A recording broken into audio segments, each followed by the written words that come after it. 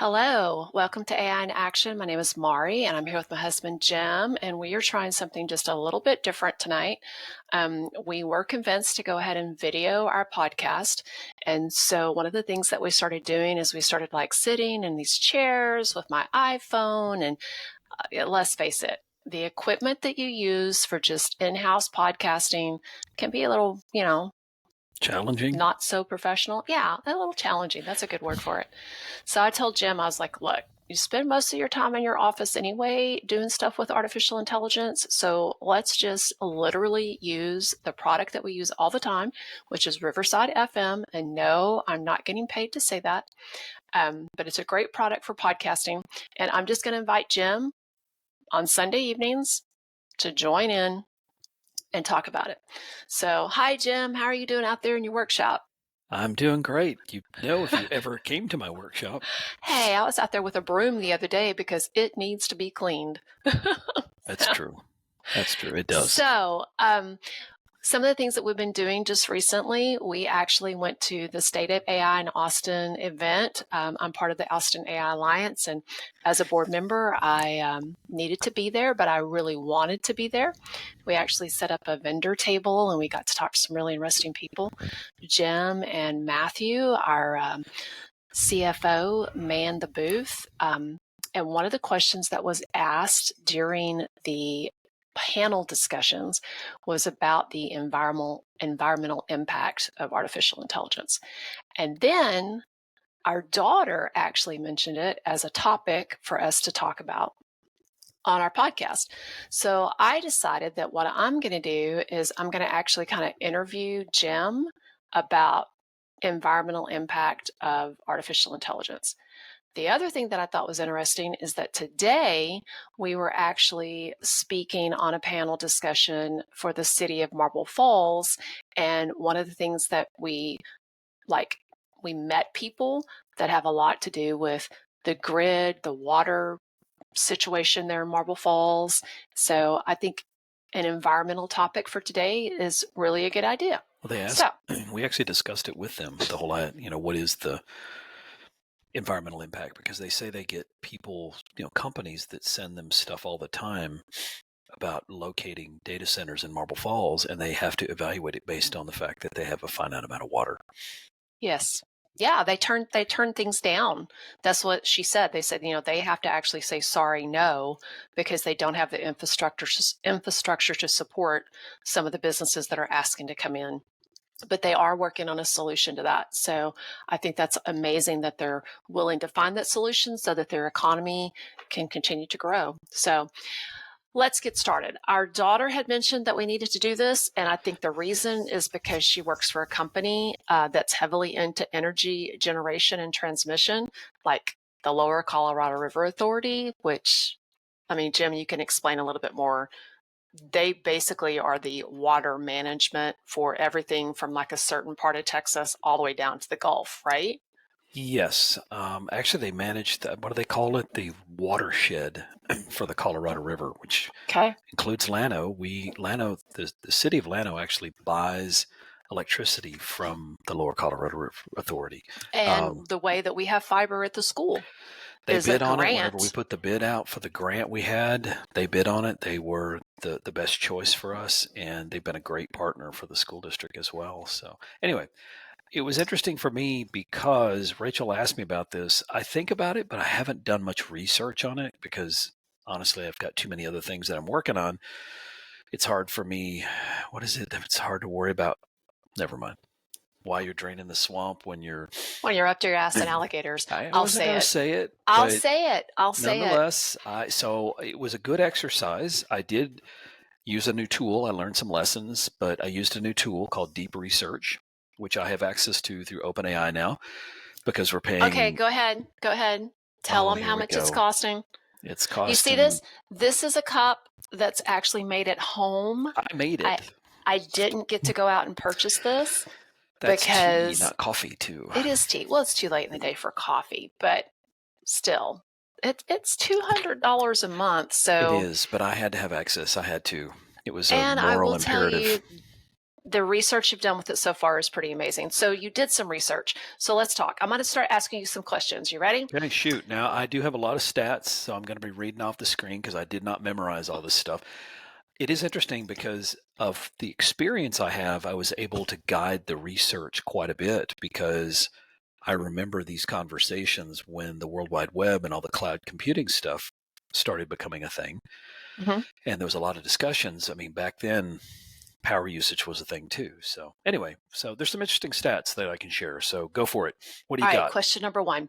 We talk a lot about AI doing all this amazing stuff, but if we're going to get real, it's using a heck of a lot of energy, right? So are we talking like one house per chatbot levels, or are we talking small city?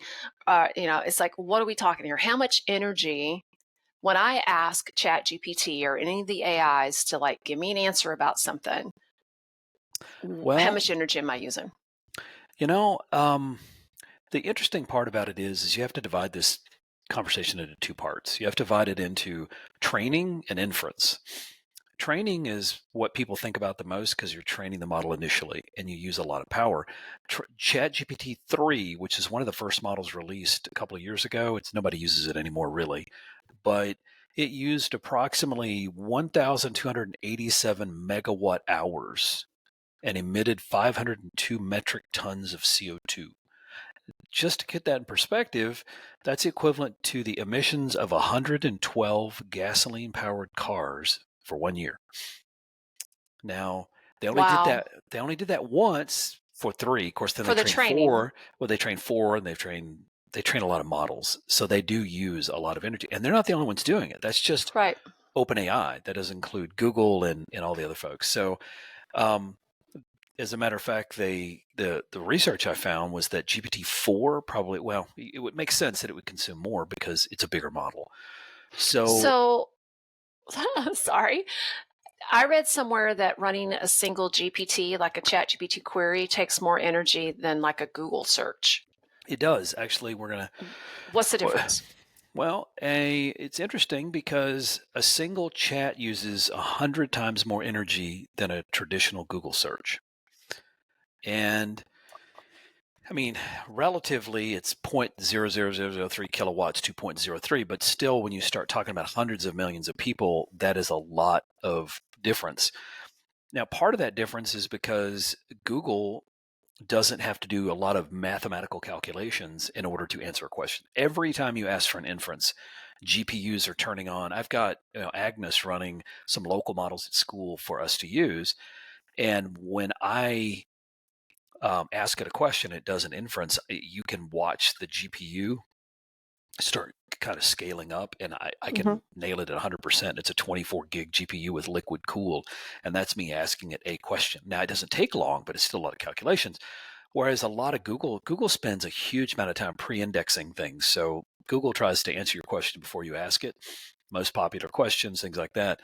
They've been doing it a long time. So, but it's 100 times more energy. Now that will change over time, which we'll talk about in a little bit, but well, it's power hungry, right? And that's one of the things that everyone says it's power hungry. You have a lot of people saying that it's horrible. We shouldn't be doing it. But hasn't it gotten more efficient as it's been here for the last few years? I mean, it's like comparing an old brick of a laptop, the big, huge ones that you used to have to, lift weights every day to be able to lift it and carry it around with you when you traveled, to what we have today. You're going to start showing your age if you're not careful. It's okay. I'm old. Are you going to say I admit it. The P word? You're going to say the P word? Pentium? Am I going to say the Pentium? Pentium processor? If you remember back when those came out, the Pentium 4 was a beast of a power hog. So I got some stats on that because I have some seasoning. That's another term for being I like older. that. I have some seasoning when it comes to technology because I've been in it since I was a teenager. And I remember when they came out, there was a lot of discussions about, oh my God, that thing uses so much power. I have to interrupt you. What? The reason I have to interrupt you is because you just said you've been in it since you were a teenager. Now, something that a lot of people don't know about us is that we are married. We've been married for a long time, but we actually started dating very young, like We high did. school sweethearts. Yes. And the first summer that I dated you, what did we do? Nerdvana, that's what we did. That was the greatest summer because we not only built from scratch soldering chips on the board, we A built our own. Heathkit computer. It was a Heathkit that you programmed in Octal with a keypad. It was so awesome. And then what did we do in the evenings? We played video games at the kiosks at the my store. God. That was Nerdvana. So when Jim says that he's been doing technology since he was a teenager, he literally means that he has been a technology freak since he was a teenager. I got my first computer when I was like 15, and it was a kid. It was a kid as well. But anyway, I'm sorry, I digressed. Keep talking about what you're talking about. How is it getting more efficient? Is it, you know? Let's look at scale. The Pentium 4, which was the big thing in the 2000s, early, it used 1,000 times more power. An NVIDIA A1 GPU, which is the current thing, which can run at 48.7 gigaflops, which doesn't mean anything to most people, whereas the Pentium 4 ran at 0.05. The difference between them, though, is it's 1,000 times more efficient. So AI still consumes more power because there's so many workloads. I really think that we're talking about, you can't forget my favorite thing, Jevons paradox. Because even if you get something that is 1,000 times more efficient power-wise, and that will continue to happen. Just for scale, I read once recently that Google has 2.3 million servers that they do search. 2.3 million servers. One of the things that Google did to make it better was they made their own tensor processors. They call them TPUs. They made their own processors so they could get their power requirements down because they have to pay the power bill at the end of the day. Right. So it's a money thing. So you have to look at it as a scaling problem. Yes, it uses more power now, but it will use less and less power over time. So it'll get the inferencing. There's already chips out there that do inferencing. Again, if I didn't explain that a second ago, the difference between training and inferencing is training is when you do it once, you get the model trained, maybe you do some tuning. Everything you do after that, asking questions, some of them call it test time compute, but I call it inferencing compute. Either way, you ask a question, that's inferencing. It has to go off and figure it out. It's when it goes out and generates the answer. Correct. It's got all that generative AI. Yeah. Generative AI, that's what it stands for. Anyway, so the problem is that Jevons paradox, which means that there was a economist back in the 1800s that was looking at the efficiencies in steam engines. They got better over time because they used a lot of coal. So coal was expensive. So they kept improving the efficiency as they used it more. The problem is as they improved the efficiency, people liked them and they were cheaper to run. And so more people started using them for other things. So the the coal requirements jumped above what they were when the steam engines were incredibly inefficient because more people were using it. I think you're going to have the same problem. More and more people are using AI. They get thousands of times more efficient, so the inferencing is a lot better, but then more and more people use it. So anyway, one of the stats that you mentioned today when we were talking to the city of Marble Falls that I thought was interesting is that, was it Perplexity that just did a big survey? Who was it that just did the big survey? Anthropic just did a big survey, and basically they came back and said that if somebody starts using AI, they don't stop. Like the percentage of people who tried it out and then canceled their account or they stopped using it completely, their percentage was 0. Well, it wasn't just a percentage. It was literally 0 people. They didn't find a single person who had started using AI for their work, workflow and stuff, workflows and stuff like that. Once they started it, they didn't stop. Yeah, so, you realize how much more efficient you can be. One of the things that I like to say is that it's made me attempt to do things that I never thought I would do before. It's given me the courage to do things that I never would have thought about.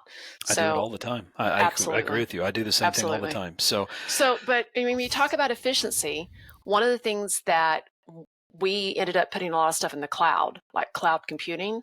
Wasn't that supposed to make everything better, like have less waste? It does. Okay, so because cloud data centers, I did some stats on that too. Cloud data centers are almost 2 times more efficient than your typical enterprise. I mean, if you think about it, I have sort of a little mini data center. I have servers and I run those servers. The thing is though, is the way I do it, because I'm it's me setting up these data centers is going to be less efficient and less optimized than people who do it every single day. That's what they do. They come in for a living. They try to find ways to optimize energy use and all that other stuff. So they are more efficient. It's the same thing with power generation itself. When power generation was first starting in the United States, everybody generated their own. All the companies did. But over time, they set up these big generation plants that were inevitably more efficient so they could sell electricity cheaper, and everybody stopped doing it themselves. So everybody moved stuff in the cloud. And I think the latest data was 147 terawatts hours. That's a big number in 2023, and it's expected to rise to 600 terawatt. Oh man, that's a big one. That's like what, 3 times bigger by 2030. Okay. So it's over 3 times bigger. So that is going to use 11.7% of the U.S.'s total electrical output. So yeah, there's a lot. Again, the efficiency gains are great, but the usage is up. Usage is up. Chevron's paradox. So the big AI companies talk about things like green AI and renewable energy. And so is that real? Are they actually looking into alternatives and alternative energies? I mean, I've heard that they're taking nuclear power plants and putting them back online to do this. And I know that a lot of the data centers for like Bitcoin stuff that have not been utilized. GPU farms. Right. The big GPU farms that like the companies went away, they went out of business. They're starting to utilize some of that infrastructure.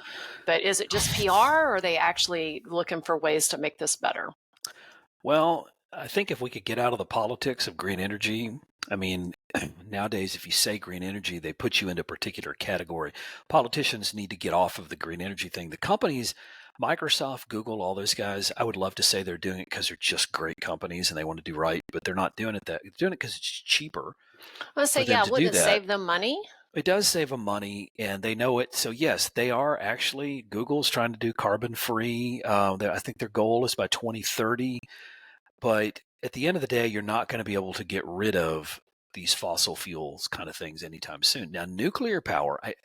My dad, when I was growing up a few decades ago, when I was growing up, my dad talked all the time about nuclear energy, and he didn't like fission. But the Chinese are doing it too. They're having the same problem we are, and they're having a lot of problems with climate change. They got desertification, where the deserts are moving toward into their big cities, right. Taking it over. So they're looking at it seriously as well. But they're not just putting up solar panels. There are nuclear methods that Bill Gates is behind, backing one where they use other materials instead of fissionable materials. It's a type of nuclear energy that makes it almost impossible, if not impossible, to melt down. It doesn't run like the fission reactors. If you start bringing fission reactors back online, I'm not a huge fan of those because they generate some really toxic waste. But if the companies find it to be cheaper to do it, then they will find a way to do it, and they'll find a way to do it that's not going to cause a meltdown because from their perspective, it costs a lot of money to clean it up. Right. So yes, right. I think it's real if the politicians would stop sticking their nose in it and trying to politicize green energy and make it into something it's not. Isn't it going to be a little bit too late though? I mean, one of the things that you had said the other day, it's like, you eat the entire cake and then you say, oh, but I'm going to have a salad now.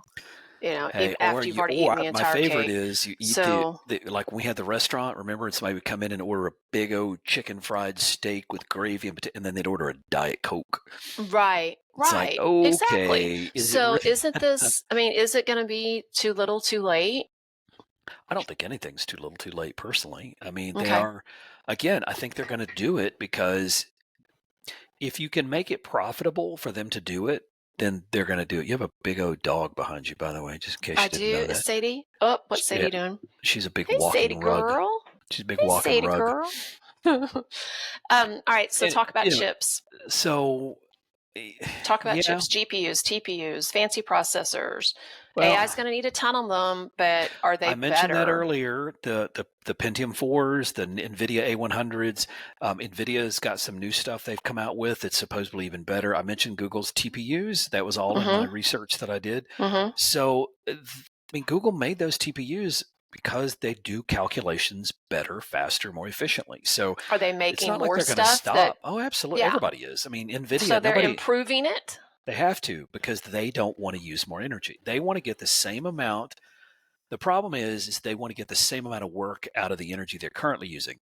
What we'd really like to see them do is use less energy than they're currently using, or at least use, if you can make them more efficient, then you have a better shot at supplementing the problem with green energy. Solar Okay, panels, so things like that, are not going to ever put out the kind of energy, unless you cover a whole desert with them. They're not going to put out the same kind of energy as natural gas, for example. But if you can make it, it's sort of like when you try to make your house a little more energy. You go out and buy the energy efficient. You have something squeaking in your background. that is Sadie in the background. I'm sorry, but she's my puppy. She's allowed to be on the She's found her podcast. squeak toy too. She's got her little squeak toy back there, and she's just perfectly happy. So she's torturing it from the sounds of it. Anyway, it's so fine. yes, Pretty soon you're going to see like stuffing, flying all over the room because she's going to destroy the toy. Oh, all well. right, so, okay, so let's talk for just a second about what's going on in Texas. Well, I'll let you talk a little bit about that, because you talked a little bit about that today at our conference. Yeah, remember? Well, it's like everyone is talking about the amount of water that this stuff in Texas. Needs. What do we do every time our kids give us a hard time? What do we do every time we cross the Llano River? Hey, Paul, the river's looking pretty good today. Whatever. Our kids have been giving us a hard time about that for years. But water's a big thing. The Llano River provides the water for the town. And so when the Llano River is not flowing, we've got some serious problems. Well, it happened to my dad, because I'm a fifth generation from here, and it went dry. They had a big drought in the late 40s and early 50s. The Llano River went dry. They were bringing in water by train cars, which we don't even have that option anymore, because they don't run the trains anymore. Okay, and my dad said people were literally coming up to the train tracks with jugs to fill up with water, and it wasn't even drinkable. It was so they could boil it and just cook with it. Just bathe and stuff. And bathe with it. So yes, that's something to think about. It's something you have to, it's actually something you don't think about. And I think that's what bothers me the most, is that we were just in a drought not too long ago here in our county, and everyone was scrambling, and we were talking about how we're going to get water. We're going to put some wells in some different places. We're going to, extend the size of our reservoirs and stuff like that. They stopped inviting me to those meetings. Guess what? A flood happened and everything got refilled. And then also we're not talking about it anymore. It's funny you mentioned that. A couple of things that I thought were funny. First, remember why they stopped inviting me to the meetings? Because you're an engineer and tend to have an opinion. But it wasn't just that. They would say, well, we're gonna do rainwater collection. So I sat there and did a back of the envelope calculation of how much rainwater they're going to catch, and realized that compared to the usage for the day, it was silly. And then they talked about doing some other stuff, and everything they were talking about was going to cost a lot of money and give you very, very incremental results. Now, the one thing that we talked about today in that thing in Marble Falls was the data center in Amarillo. Why would you put a data center? Do you know where Amarillo probably gets their water from? There's a big reservoir underneath the ground that Kansas and all the northern, the central United States, there's this huge water reservoir they think was left over from the Ice Age, melting glaciers. And they've been pumping on that thing and watering those cornfields up there for a long time. And I suspect that's those wells that are tapped into that. There's a lot of straws in that particular glass of water. And they're talking about putting a data center up there. I mean, I see why Amarillo wants it, but I'm not so sure it's a great place to put it. I think if you really look at it, that's true. I mean, there's a lot of tornadoes up there, but I think if you look at it, I want to say that only 78 jobs were going to be created by the data center. Yeah, that's the problem with data centers. They create a lot of jobs while you're building them. Right. But it's like a neighborhood. You build out a neighborhood, the construction people come in, they build the neighborhood. It's great. You get it. There's lots of people working. But as soon as you're done and everybody's bought their house and moved in, the contractor construction company moves on, and now you hire some people. Well, they tend to make larger claims than reality when it comes to the number of people they're going to hire. Right. And I suspect that, it's a feather in their cap, because it makes you sound very, very much like you're, the place, like the Austin with the Austin AI Alliance. Austin wants to be the AI capital. Right. But our illustrious governor has finally started having discussions about water. They're talking about where they can build pipelines to bring water to the areas like Austin, because you can't keep relying on the river flowing through it and getting it out of the ground. So they're talking about, maybe they're going to build a water pipe down to Houston. I don't know. It'd seem ironic if you did, considering all the water flows down there, and you're going to grab some and pipe it back up here Pump again. It back up, yeah. But nonetheless, they are talking about it finally. But the other thing I was going to mention, I'm sorry, I'm running my overtime on this particular one, but in the 50s, I told you about the drought. Well, guess what happened in 54, maybe? The drought ended.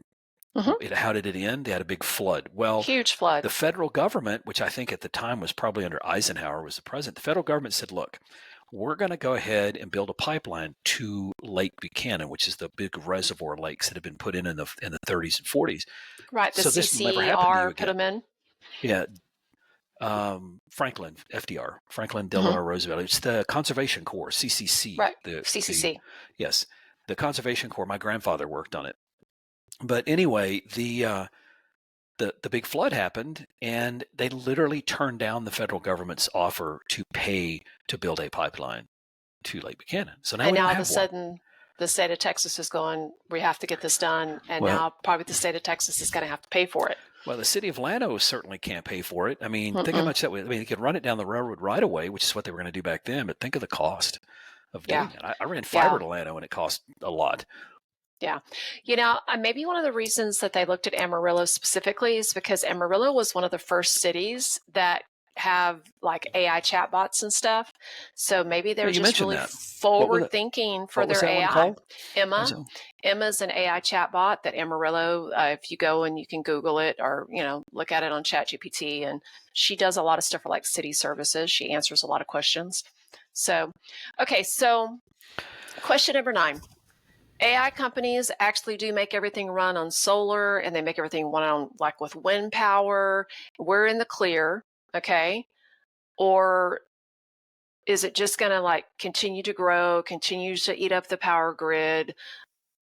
What do you see for the future of AI when it comes to energy consumption? What I hope to see, or what I actually see? What do you hope to see? What I hope to see is continuing development of solar, like solar panels, and the when we go to that, what is that thing called, Johnson City, the science mill, and the kids loved it. They had a little thing where you could balance the power grid. You turn little knobs, and you had inputs coming in from solar and wind and the natural gas plants. And the lines too, just electrical lines. The thing I like about that, though, was, I'm talking about power generation sources. You had all these different sources, and you were bringing them in, and you adjusted during the day. You could dynamically adjust, you're pretending it's a little simulation thing, but the kids loved it. The point that I liked about it is that it was, the state of Texas is doing some good things. We don't get enough credit for it. We don't get enough credit for it, honestly, because the state of Texas does things that really make people like our illustrious governor and some of the stuff he does. But when you look at energy generation, we do a great job. We have some of the biggest solar farms. We have wind farms. They have massive wind farms. I love the things. They look cool.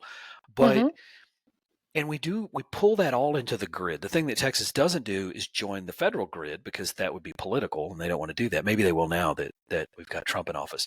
But we need to join the Fed, because when you start generating power in other places and then distributing across the grid, you got a shot at balancing alternative energy which is green energy, with even things like nuclear, which is kind of green itself.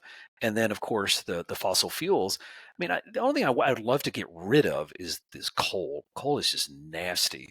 But when you start talking about natural gas, I don't think you can get rid of that yet. But what I'm afraid of is we're so political about green energy now that we're just going to let China own the solar. I mean, almost all the solar panels are made in China. It's a shame, because they were invented here. Anyway. All right, so we're running out of time. I think so. I'm going to ask you a final question. Okay, shoot. Are we moving towards an AI future that's sustainable, or are we just charging full speed ahead and we're just going to hope to figure it out on the way? The second one. Yeah. I figured that's what you were going to say. And it's true, and we tend to do that. Hindsight's 20/20, and we make all these mistakes.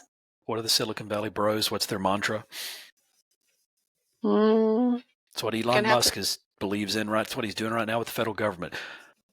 Move fast and break things. Move fast and break things. That's the mantra. So when AI, I mean, they've taken the guardrails off, and I think they were. I do agree with. I hate to keep agreeing with Vance because I'm not a huge fan, but the guy, when it comes to AI stuff, I agree with him.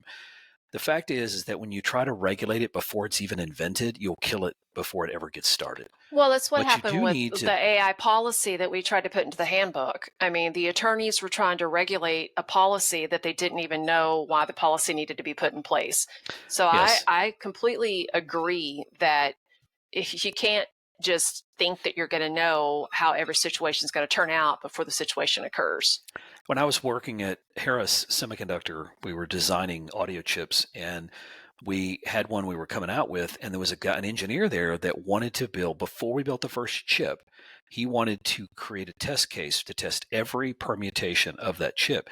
It was going to take him 6 months just to build the test suite, and then another 6 months to run it. The lifespan of that particular technology was going to be measured in a year or so anyway.